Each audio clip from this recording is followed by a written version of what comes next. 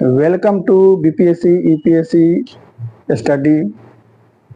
पिछले वीडियो में मैं मध्यपाषाण काल यानी मेसोलिथिक एज के बारे में बता चुका हूँ, इस पर प्रकाश डाल चुका हूँ।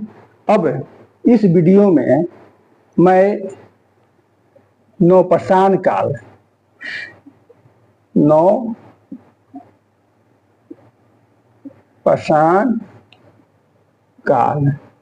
पर प्रकाश डालूंगा। Neolithic age. मानव जो ऑस्ट्रेलोपिथेकस से अपना यात्रा शुरू किया था और मध्यपाषाण काल में मेसोलिथिक एज में होमोसेपियंस की अवस्था में पहुंच गया। उसके बाद उसकी मस्तिष्क में निरंतर विकास होते गया और अपनी आवश्यकता के अनुसार नई नई वस्तुओं की खोज करते गया। इसी क्रम में नवपाषाण काल में कई परिवर्तन हुए। इन परिवर्तनों में मुख्य रूप से कृषि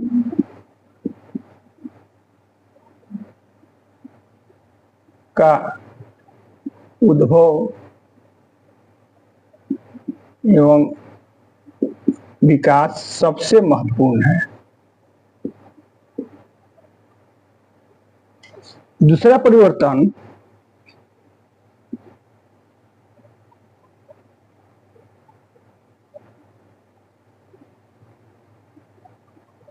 जो पत्थर का जो छोटे छोटे औजार थे, जो सूक्ष्म औजार कहते हैं, वो तो चलते रहा।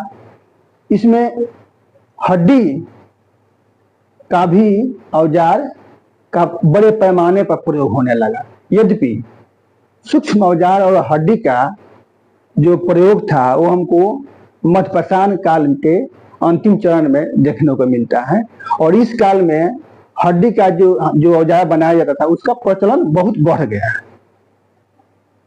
तो सूक्ष्म पाषाण जिसकी एक परिवर्तन हुआ, इसमें परिवर्तन हुआ। क्या हुआ परिवर्तन? इसको पॉलिश किया जाने लगा, चमकदार बनाया जाना, पॉलिश किया जाने लगा, पॉलिशदार बनाया जाने लगा। ठीक। अब प्लस हड्डी का औजार। तीसरा क्या परिवर्तन होता है?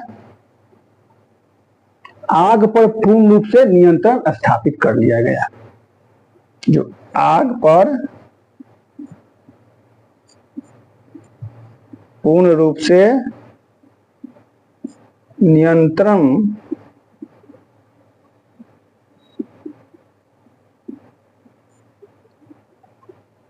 स्थापित कर लिया गया।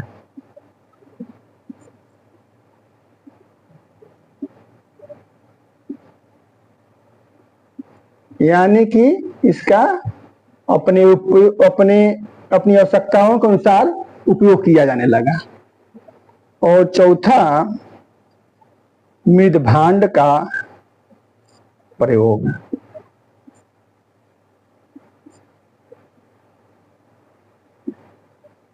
ये मृदभांड जो थे ये दो प्रकार के थे। एक हस्त निर्मित होते थे, हाथ से बनाया जाता था, हस्त निर्मित। और दूसरा क्या होता था? चाक से बनाया जाता, चाक निर्मित होता था। चाक का आविष्कार हो गया। चाक निर्मित। एक और परिवर्तन हुआ, पहिया का आविष्कार हो गया।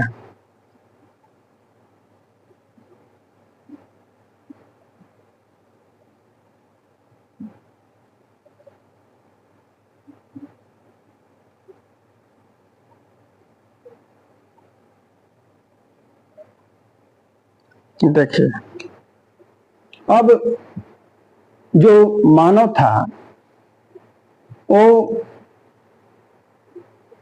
आखिर तक जो जीवन व्यतीत कर रहा था, वो मध्य प्रसारण काल, मेसोलिथिक एज के अंतिम काल में, अंतिम अवस्था में आकर आवास का निर्माण करने का प्रयत्न कर लिया था, या यूं कोई आवास का निर्माण लगभग कर लिया था। जो गर्तवास मैं बात कर चुका हूँ स्तंभ गर्त के बारे में। स्तंभ गर्त का निर्माण हो चुका था उस समय, जो झोपड़ी नुमा होता था। उसके बाद धीरे धीरे वो फसल के उत्पादन का प्रयास करने लगा कि फसल का कैसे उत्पादन किया जाए। जो फसल थे वो उसका जो मूल था वो जंगली किस्म का फसल थे। कोई भी फसल होता है वो जंगल में पाया जाता है। उसकी प्रारंभिक जो बीज होता है, मूल जो बीज होता है, वो जंगली पौधा के समान, जंगली फसल के समान होता है, जंगली फसल ही होता है। तो जंगलों के आसपास रहने से, नदी के तट पर रहने से जब शिकार करने जाते थे तो वो लोग देखते थे कि पौधा है, उसमें बाल लगा हुआ है, उससे कुछ पक जाता है तो अपने आप उससे कुछ निकलता है। उसको क्या कहा गया? गेहूं कहा गया। वैसा ही जौ था। तो उसका जो प्रारंभिक बीज था वो जंगली किस्म का ही था। तो वहां से देखने के बाद जब गेहूं को उन लोगों ने देखा, पकते हुए देखा, फिर गिरते हुए नीचे भूमि पर देखा, उसको चखा। सब मानव का जो प्रवृत्ति होती है वो स्वाभाविक प्रवृत्ति है कि वो किसी चीज को पहली बार देखता है तो उसमें उत्सुकता उत्पन्न होती है। और उस समय जब पूरी तरह चारों तरफ कुछ नहीं था, अनाज नाम की कोई चीज नहीं थी, तो उत्सुकता होना स्वाभाविक बात है। तो उसको लेकर चखा की, जैसे फल खाते हैं, कंदमूल फल खाते हैं, वैसा ही उसको चखा, स्वादिष्ट लगा। तो उस बीज को लेकर नदी के तट पर वो उसको रोपना शुरू कर दिया। इस प्रकार बढ़ने लगा वो बीज। गेहूं का धीरे धीरे उत्पादन होने लगा, खेती होने लगी। उसी प्रकार जौ का उत्पादन होने लगा। तो नवपाषाण काल में गेहूं, जौ और रागी का स्पष्ट प्रमाण मिला है। वैसे मेहरगढ़ में कपास और खजूर का भी प्रमाण मिला है। लेकिन प्रश्न ये उठता है, जो कृषि का उद्भव हुआ, प्रारंभिक अवस्था में कृषि का जो विकास, कृषि का जन्म हुआ, तो कहाँ पर हुआ, किस काल में हुआ? तो इस पर सहमति बनी है कि यह अलग अलग स्थानों पर अपने परिवेश के अनुसार अनाजों का उत्पादन होने लगा। ऐसी बात न, पहले ये मान्यता थी कि किसी एक जगह पर इसका उत्पादन होता था, उसके बाद उसका धीरे धीरे दूसरे जगह पर ले जाया गया। लेकिन ऐसी बात नहीं है। उसको हम विसरणवादी या डिफ्यूजनिस्ट मॉडल कहते हैं। डिफ्यूजनिस्ट मॉडल को अब स्वीकार नहीं किया जाता है और ये माना जाता है कि नहीं, प्रत्येक स्थान पर अलग अलग समय में अलग अलग पौधों की खेती की जाती थी। तो जिस प्रकार जानवरों का जो पालन किया जाने लगा, जो हम देखते हैं मेसोलिथिक एज में, अंतिम अवस्था में जो जानवरों का पालन करने का प्रमाण मिला है, तो वो भी ऐसा, वो भी स्थिति और परिस्थिति के अनुसार ही उसको पालन किया जाता था। जैसे जंगल में जो पशु रहते थे, छोटे छोटे बकरी, भेड़, इस टाइप के जो पशु रहते थे, उसको उसी को अपने पास पालन के लिए लाया जाता था। जहां पर भेड़ नहीं रहता था, वहां पर भेड़ का पालन पोषण नहीं होता था। और जहां बकरी है वहां बकरी का पालन पोषण होता था। जंगल में जिस जानवर की उपस्थिति रहती थी, जो जानवर जंगल में रहता था, उसी जानवर की पालन पोषण की जाती थी। तो इस प्रकार जिस प्रकार जानवर के साथ ये नियम लागू होता है कि अलग अलग स्थानों पर अलग अलग जानवरों की उपलब्धता के अनुसार उनका पालन पोषण किया जाता था, वैसा ही कृषि के साथ यह नियम लागू होता है। तो इस काल में आते आते कृषि का उद्भव हो चुका था, कृषि का विकास होने लगा। लोग जब कृषि का विकास करने लगे तो एक स्थान पर आवास बनाकर रहने लगे और उनका एक समूह बन गया, एक बस्ती बन गई। दूसरी बात, कृषि का जब विकास हुआ, जब कृषि का विकास हुआ, इसका परिणाम क्या हुआ? जनसंख्या वृद्धि। जनसंख्या वृद्धि। अब मानव को जो आवश्यक है, जो अनिवार्य है, वो सब कुछ मिलने लगा। जब कृषि का विकास हुआ तो उससे उनकी जो भूख थी हमेशा के लिए मिट गई, और भूख मिटने से वो अस्थायित्व निवास करने लगे। अस्थायी निवास करने से जनसंख्या में वृद्धि होनी स्वाभाविक बात है। एक साथ रहने पर, पुरुष महिला एक साथ रहे तो जनसंख्या में वृद्धि होना स्वाभाविक बात है, क्योंकि उस समय ऐसा माहौल था, नदी तट बगल में था, जंगल था, खाने के लिए ज्यादा परिश्रम नहीं करना पड़ता था। कभी कभी आखेट किया जाता था जब आवश्यकता पड़ती थी, या जो पालतू जानवर बना लिया गया था उसको भूख लगने पर वध कर दिया जाता था। इसके साथ अनाजों का उत्पादन किया जाने लगा, उन लोगों को अनाज मिलने लगे। इस प्रकार हम देखते हैं कि एक जो मानव को जीवन व्यतीत करने के लिए जो कारक महत्व होना चाहिए, वो सभी कारक उस समय उपलब्ध हो गए। इसकी परिणति जनसंख्या वृद्धि में हुई।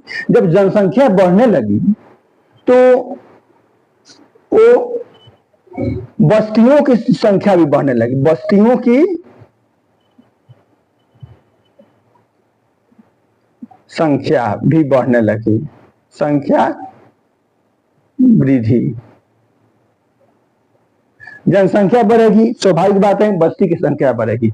मध्यप्रस्थानकालीन भारत में मेसोलिथिक एज में हम देखते हैं कि मानव एक स्थान पर रहने लगा था, एक 4-5 आदमी का एक परिवार बन चुका था, और एक ही जगह पर दूर दूर घर बनाकर, स्तंभ घर बनाकर, झोपड़ी की नुमा जो स्तंभ घर होता था वो रहने लगा था। लेकिन इस काल में क्या हुआ? इस काल में हुआ कि बस्तियों की संख्या बढ़ गई, एक स्थान पर घनी घनी बस्तियां बनने लगी, अनेक परिवार एक साथ रहने लगा। इससे ग्रामीण स्वरूप का विकास हुआ, ग्रामीण संस्कृति का विकास हुआ। यानी कि जनसंख्या वृद्धि से बस्तियों की संख्या वृद्धि हुई, बस्तियों की संख्या बढ़ने से एक गांव का विकास हुआ, एक गांव बन गया। ठीक। दूसरा परिणाम यह हुआ कि जो सभ्यता आगे बढ़ती है, मैं इसकी चर्चा कर चुका हूं, जब कोई भी सभ्यता विकास की ओर बढ़ती है तो देखिए ये सभ्यता है, मान लीजिए इसका मूल यहां से उत्पत्ति हुई सभ्यता की, तो ज्यों ज्यों ऊपर की ओर चढ़ती हैं तो उसमें नवीन तत्व जुड़ते जाते हैं, और नवीन तत्व जुड़ते हैं तो इसका ये अर्थ नहीं है कि जो पिछला जो तत्व है वो पूर्ण रूप से परित्यक्त हो जाते हैं। इसमें के जो सकारात्मक बातें होती हैं उसको अगला विकास में जोड़ दिया जाता है। तो वही हुआ जो हम मध्यप्रस्थान काल में सूक्ष्म उपकरणों की संख्या देखते हैं, माइक्रोलिथिक ये जिसको हम कहते हैं मध्यप्रस्थान काल को, और सूक्ष्म छोटे छोटे औजार बनाए जाने लगे थे, तो इस समय भी कायम रहे। हड्डी के औजार भी हम देख चुके हैं, मध्यपाषाण काल में हड्डी के औजार मिले हैं, लेकिन हड्डी के औजार भी इसमें कायम रहा नवपाषाण काल में। लेकिन इसके साथ एक नवीन तत्व जुड़ गया। नवीन तत्व क्या जुड़ा? पॉलिशदार। अब उस पर पॉलिश किया जाने लगा। पॉलिश करने से दिखने में सुंदर लगता था। सुंदरता की ओर बढ़ने की मानव की प्रवृत्ति होती है, तो मानव हमेशा सुंदरता की ओर बढ़ता है, सुंदरता की चाह में रहता है। उसी चाह में पॉलिश किया जाने लगा उस पर, क्यों सुंदर दिखे।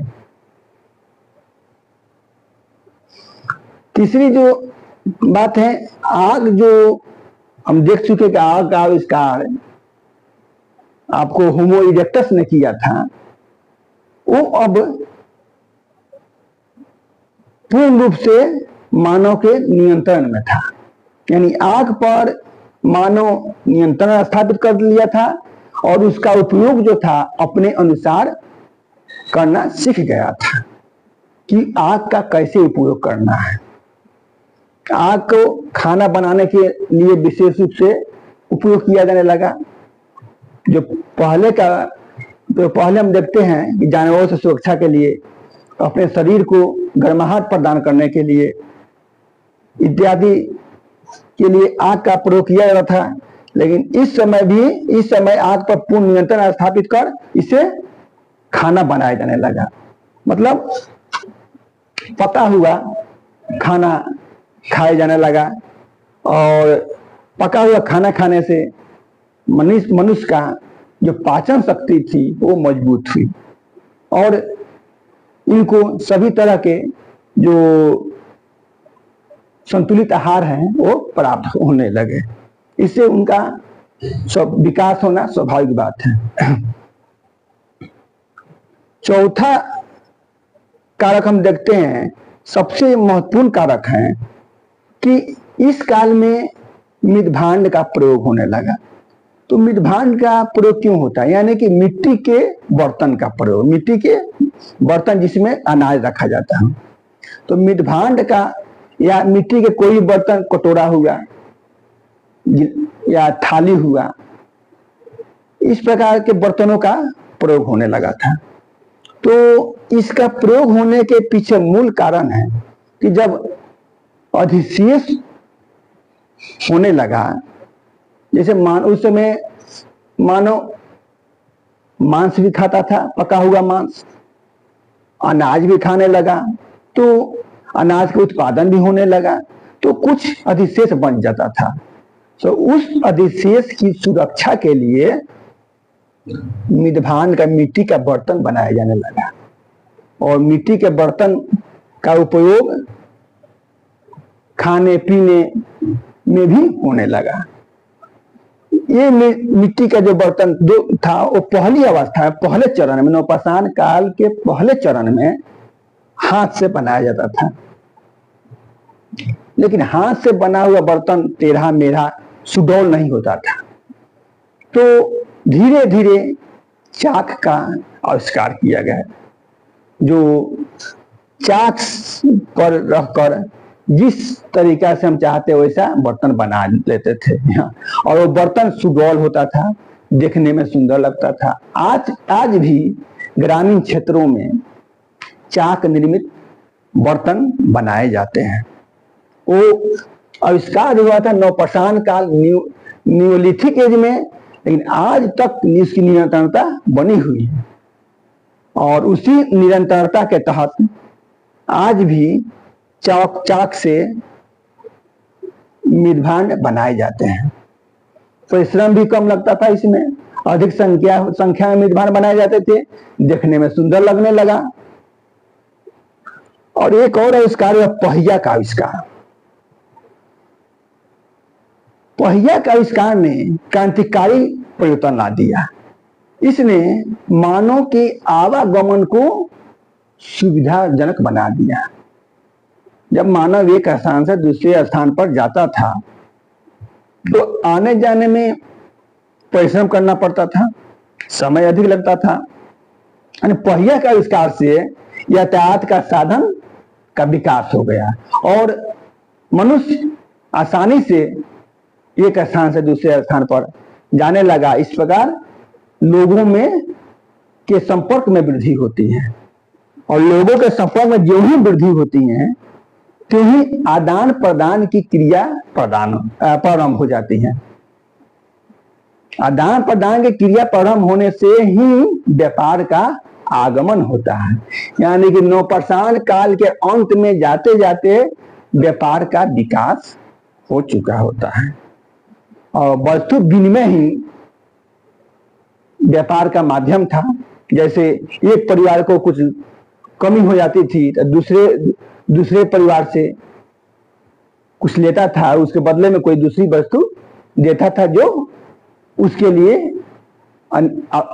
लिए आवश्यक होती थी। इस प्रकार वस्तुओं का आदान प्रदान हो रहा था उस समय।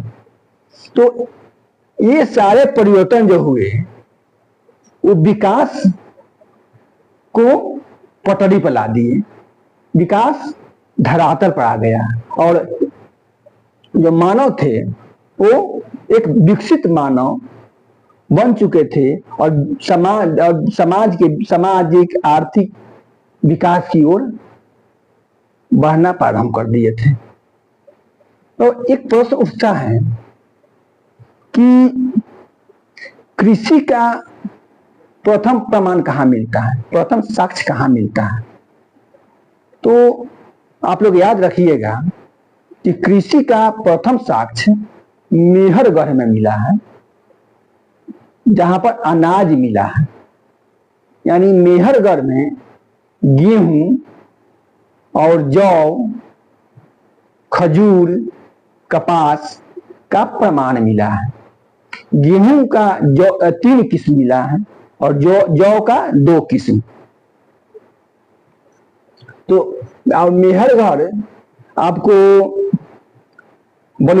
बलूचिस्तान और सिंध के जो कच्छ क्षेत्र है, कच्छ मैदान है, वहीं पर बोलन नदी है, उसी के तट पर मेहरगढ़ बसा हुआ है और इसका काल निर्धारण 7000 वर्ष पहले का है। यानी 7000 ईसा पूर्व खेती प्रारंभ हो चुकी थी और वो कहां प्रारंभ हुई थी? मेहरगढ़ में।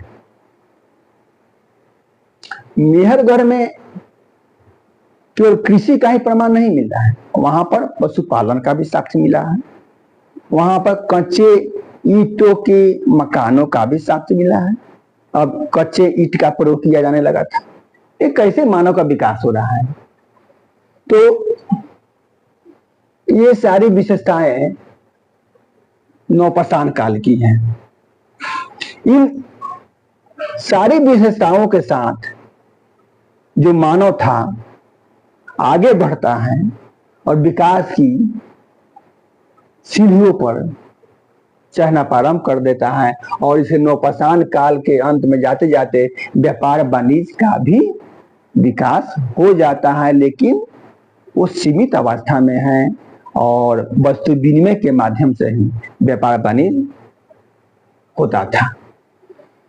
अब सबसे मुख्य प्रश्न है कि नियोलिथिक एज में जो उत्खनन किया गया है उसमें जो वस्तुएं प्राप्त की गई हैं वो कहां कहां से प्राप्त की गई हैं, उसका उत्खनन कहां कहां हुआ है।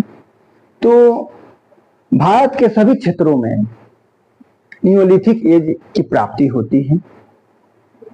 मैं पहले चर्चा कर चुका हूं कि मध्यपाषाण काल में मेसोलिथिक एज में 8000 वर्ष पहले जलवायु में परिवर्तन होता है और लोग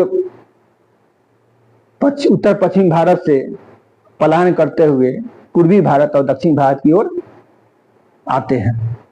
लेकिन इस काल में धीरे धीरे जलवायु जो है अनुकूल हो जाती है, मानव के रहने के लिए अनुकूल जलवायु हो जाती है और पुनः उत्तर पश्चिम भारत में लोगों का निवास होने लगता है। तो उत्तर पश्चिम भारत में जम्मू कश्मीर में एक बुरहोम स्थान है, उसकी खुदाई की गई है। गुफकराल स्थान है, गुफकराल की भी खुदाई की गई है। तो इसको हम डिलीट कर देते हैं।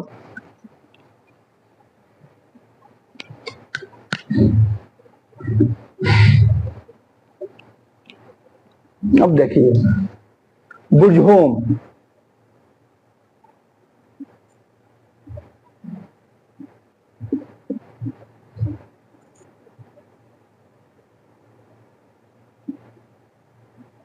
बुरहोम, तो बुरहोम जो है ये यहाँ पर जो सबसे अधिक जो अजूबा तत्व मिला है, आश्चर्यचकित करने वाला जो तत्व मिला है वो है गर्त निवास। गर्त निवास का प्रमाण यहाँ पर मिलता है। तो गर्त निवास होता क्या है, ये प्रश्न उठना स्वाभाविक बात है।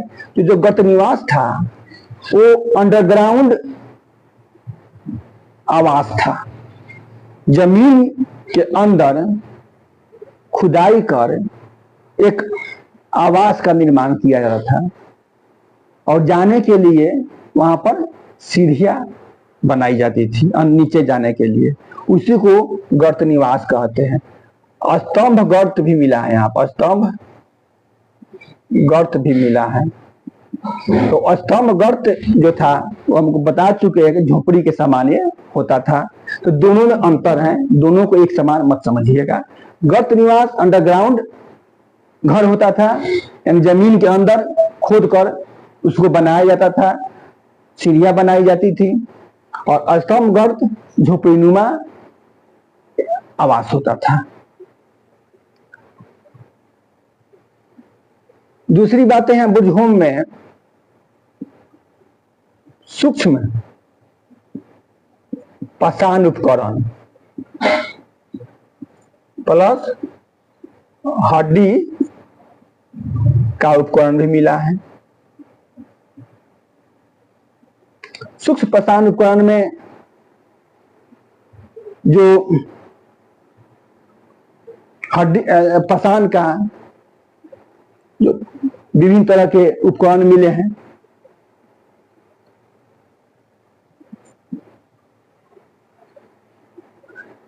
तीसरा यहाँ पर एक और विशेषता है हस्त निर्मित मृदभांड। हस्त निर्मित मृदभांड का साक्ष्य मिला है, यानी ये पहले चरण की बात है। गर्त निवास, स्तंभ गर्त, सूक्ष्म पाषाण के औजार, हड्डी के उपकरण, हस्त निर्मित मृदभांड, ये सब पहले चरण में मिला है। वहां के जो लोग थे शिकारी भी करते थे, मछली का पालन भी करते थे, साथ ही कृषि का उत्पादन भी, अनाज का उत्पादन भी करते थे। कृषि करना तो सीख ही गए थे। इसके दूसरे चरण में हमें चाक निर्मित मृदभांड का प्रमाण मिल रहा है। चाक निर्मित मृदभांड।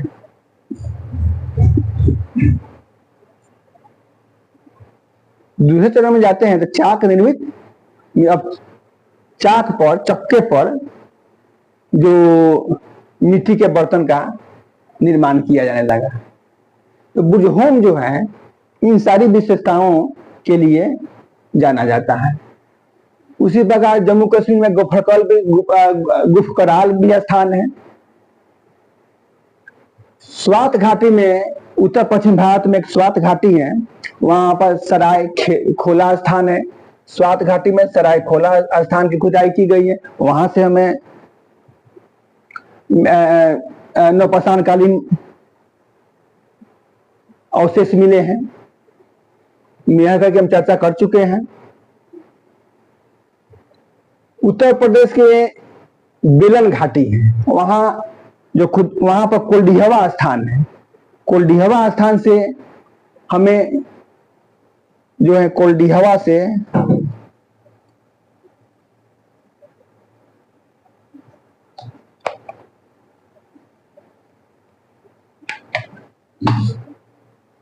कोल्डिहवा जो स्थान, इसको याद रखिएगा आप लोग, ये बेलन घाटी में, ये बेलन घाटी में, वहां से चावल का प्रथम प्रमाण मिलता है। चावल का प्रमाण मिलता है। ये जो चावल था जंगली किस्म का भी चावल था, और जो खेती के लिए जिसमें उत्पादन किया जाता था वह किस्म भी था, यानी वन किस्म भी था, वन किस्म।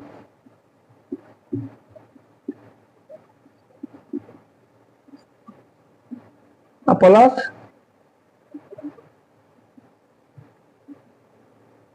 इसको हम कहें घरेलू किस्म कह लीजिए, घरेलू किस्म, यानी कि जो घर पर उत्पादन किया जाता है, जो खेती में जिसका प्रयोग कर चावल का उत्पादन किया जाता है। ये दो प्रकार के चावल वहां मिले हैं, कोल्डिहवा में मिले हैं। चौपान मांडो जो है, चौपान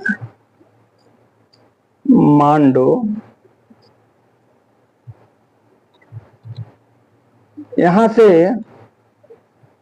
सबसे पहले मृद भांड का साक्ष्य मिला है। याद रखिएगा, मृद भांड का प्रमाण। ऐसा माना जाता है कि विश्व में सबसे पहले कहीं मृद भांड का प्रमाण मिला है तो चौपान मांडो है, जो उत्तर प्रदेश में ही स्थित है, चौपानो मांडो। तो इसको रखिए याद कीजिए, उत्तर कोल्डिहवा और चौपान मांडो। उसके बाद यदि मध्य प्रदेश बिहार में जो स्थल है उसकी खुदाई की गई है, और यहां से आपको चिरांद जो सारण में है, चिरांद सारण के सोनपुर में चिरांद है, चेचर जो सारण बिहार के वैशाली में है, चेचर, शनिवार रोहतास में है, ताराडीह गया या बोध गया में है, पटना के नजदीक मनेर है। तो यानी बिहार में चिरांद, चेचर, शनिवार, ताराडीह और मनेर, यहां से नवपाषाणकालीन प्रमाण मिले हैं, नवपाषाणकालीन अवशेष मिले हैं। चिरांद से हड्डी का विशेष रूप से औजार मिले हैं। पूर्वी भारत में असम, मेघालय, गारो पहाड़ी तक जाते हैं, वहां भी आपको नवपाषाणकालीन अवशेष मिले हैं।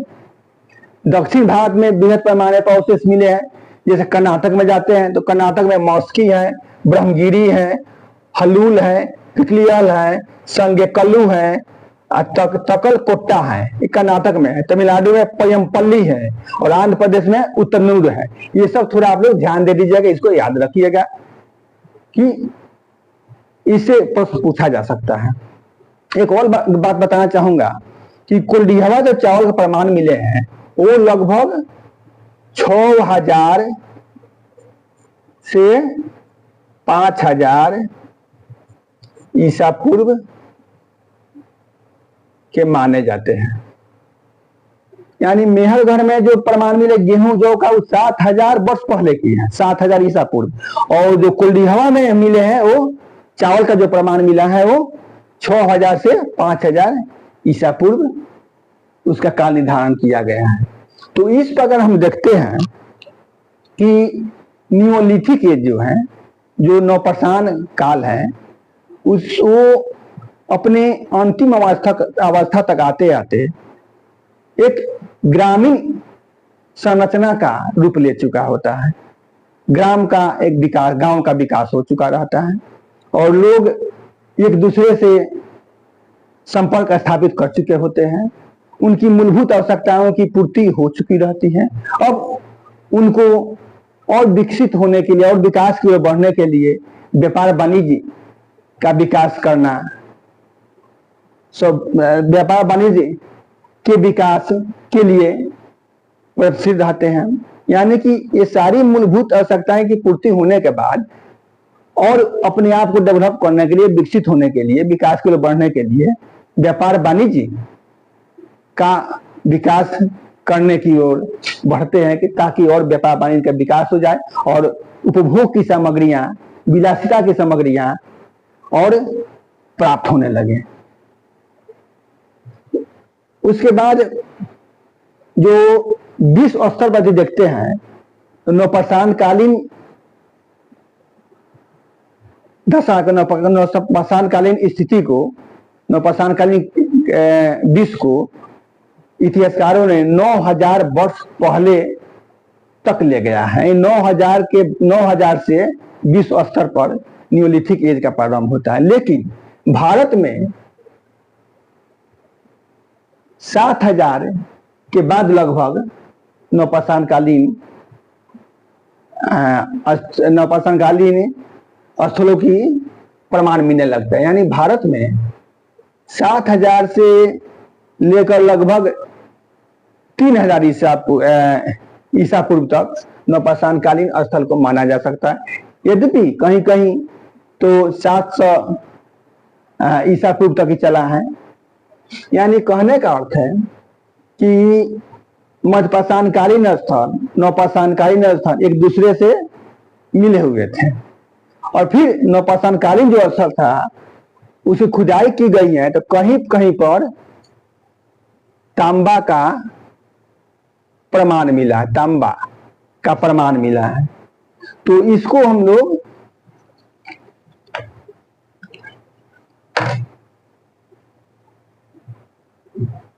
तांबा का प्रमाण मिला है तो इसको हम लोग क्या कहते हैं, ताम्रपाषाण काल इसका नाम दिया गया, ताम्रपाषाण युग काल कहिए। यानी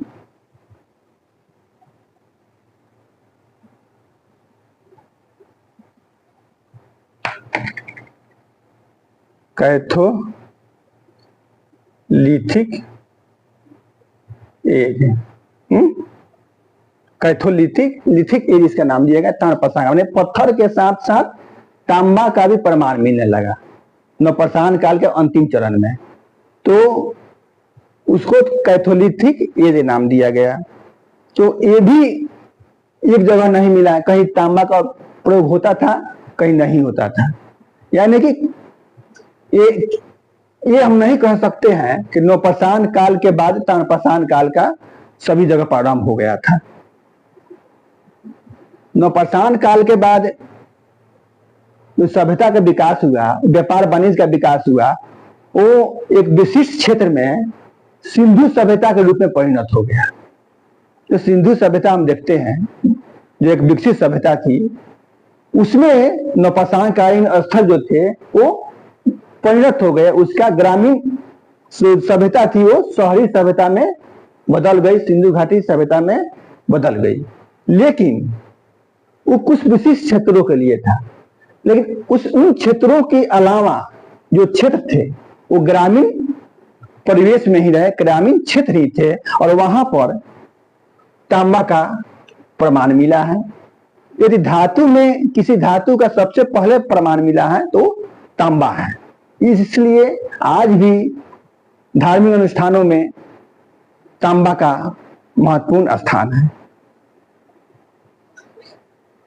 तो इसका जो काल है, लगभग हम लोग जो इतिहासकार हैं वो सिंधु सभ्यता के बाद का मानते, अध्ययन की सुविधा के लिए सिंधु सभ्यता के बाद इसको निर्धारित कर दिया गया। मतलब 2000 BC से, मतलब 800 BC मान लीजिए,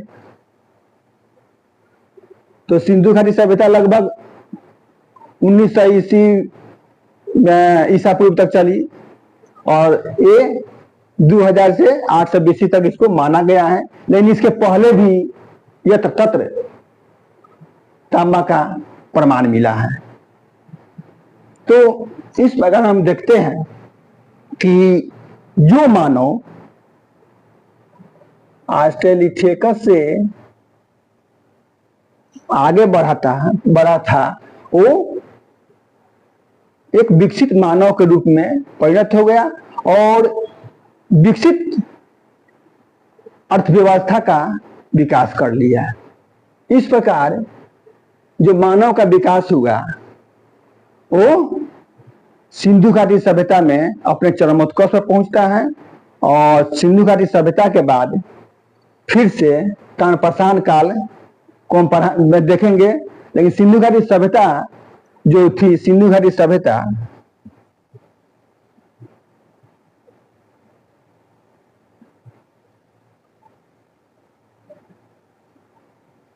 एक विकसित सभ्यता थी और शहरी सभ्यता थी, इसलिए इसके बाद मैं सिंधु घाटी सभ्यता पर प्रकाश डालूंगा और सिंधु घाटी सभ्यता के बाद आपको तानपाषाण काल कैथोलिथिक एज के बारे में बताऊंगा। आप लोग मुझको प्रोत्साहन देते रहिए और लाइक कीजिए, कमेंट कीजिए, सब्सक्राइब कीजिए ताकि मैं आगे बढ़ सकूं, वीडियो बना सकूं और आप लोगों के प्रश्नों का मैं हल कर सकूं। आप लोग कमेंट जरूर कीजिएगा, कमेंट करने से मुझको आंतरिक बल मिलता है। Thank you.